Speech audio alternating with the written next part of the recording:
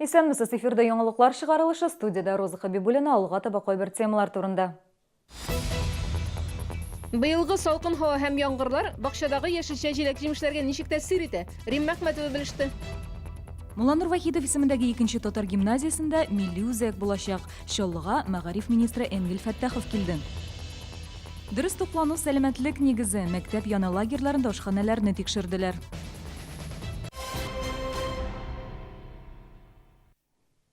Синоптиклар атна ахырына кадәр салкын һава һәм яңгыр вәгъдә итәләр. Татарстанда температура нормадан 5-6 градуска түбән тора.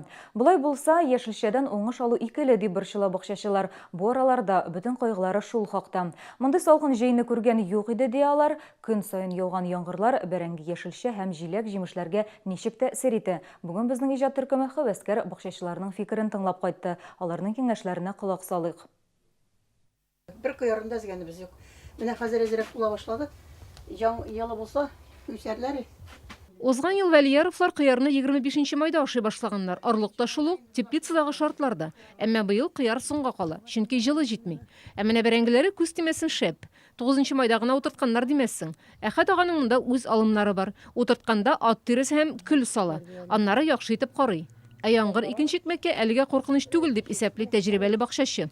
Бу яңгырлар бәрәңгегә бигрәк тә булыштылар. Бик файдалы. Җирне дә йомшарта, җир күпрәйле, бәрәңге дә әйбәтрәк үсә.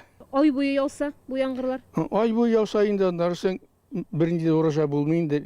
Помидорын теплицадан әле кичә генә күчереп утыртканнар. Алар салкын һавада тизрәк ныгып китә ди Вәлияровлар. Ә менә чәчәкләргә быелгы салкын бер дә килешми икән. Узган ел бу вакытта розаларым шау чәчәктә иде ди Флора ханым. Салкын яңгыр бакча җиләгенә дә килешми. Июнь буе булса яуса, булмас димен урожай. Бик начар булыр. Җылы кирәк бит аларга. Күп яңгырның салкын, җылы яңгыр булса ярар, салкын булса бер нәрсәгә дә ярамый. Быелгы кебек һаваны мин күргәнем юк инде. Әхәт ага белән Флора ханым зур тәҗрибәле бакчачылар, күпне күргәннәр. Нәрсәдә булса барыбер уңачак дип ышана алар. Өметсезлеккә бирелмиләр. Башка бакчачыларның да рухын күтәрү өчен хәтта иң дигән серләрен дә шишеп салдылар. Кәбестәгә ак күбәләк килеп очмасын өчен җиргә квас куярга кирәк. Квас салынган банкны авызын гына калдырып җиргә күмеп куялар икән. Бөҗәкләр шунда җыелады. Ә сарымсак саргаймасын өчен Әхәт ага тозлы су сибә. Римма Әхмәтова, Ленар Султанов, яңалыклар.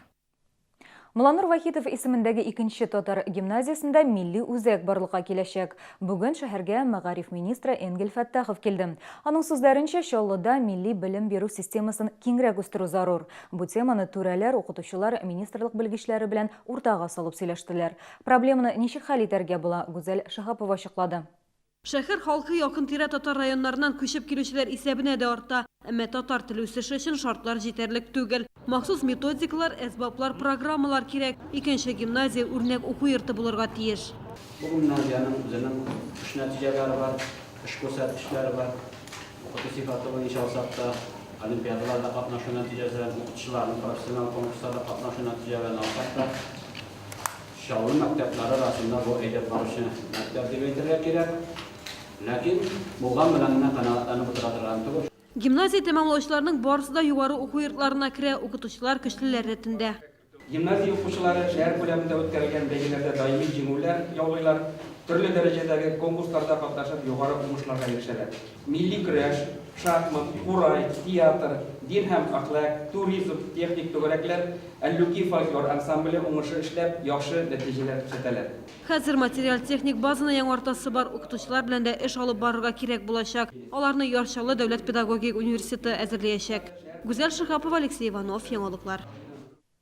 Интернетта бәлих булмаганнарны суицидка өнди торган үлем төркемнәре оештырган өчен җинаять җаваплылыгына тартачаклар. Владимир Путин шундый федераль законга кул куйды. Канун Россия Федерациясенең җинаять һәм җинаять процессуаль кодексларына үзгәрешләр кертә, үз-үзенә кул салуга этәрү һәм булышлык күрсәтү, гражданнарны үз-үзләренә кул салуга теләк уятучы эшчәнлек оештыру маддәләре өстәләчәк.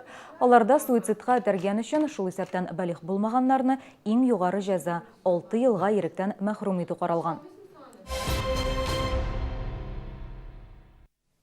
Отынғышлар велосипед, ролик, скейт балаларның иң яратқан жейгі ойыннары. Қызғанышқа қаршы нәқшулар имгәнуләргә дә китерә. Жейгі яллар әлі башланып қына келә. Әйінді баш бәрілі қол аяқлар, хәтта умыртқа бағанасы сыну очраклары да бар. Травмалар саны әлеге узган ел күрсәткечендә арту юк, ди Кама балалар медицина үзәге табиблары. Һәм ата-аналарны балаларга карата аеруча игътибарлы булырга чакыра. Ата-аналар балаларын гел карап торсыннар, күз алдынан югалмасыннар, балаларны кисәтеп торырга кирәк.